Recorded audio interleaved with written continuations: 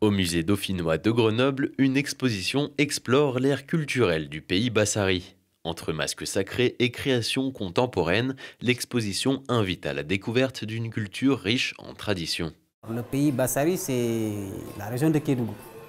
La région de Kédougou qui se trouve au sud-est du Sénégal et qui a plusieurs ethnies minoritaires, les Bassari, les Bédik, les Konyadji et les Djalonga, les 4 ethnies qui sont classées au patrimoine mondial de l'UNESCO. En plus de ça, il y a les Malinké et il y a les Peuls.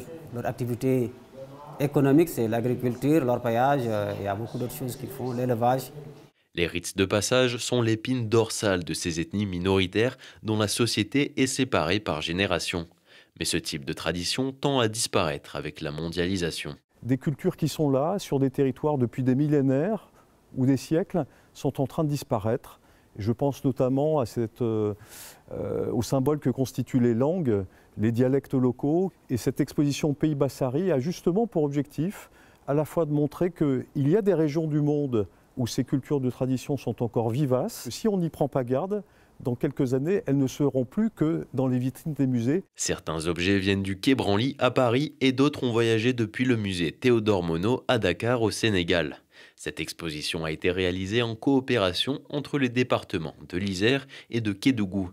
Un projet inédit qui implique enfin les acteurs concernés. Tout le contenu a été validé par les sociétés et par les communautés et les experts concernés.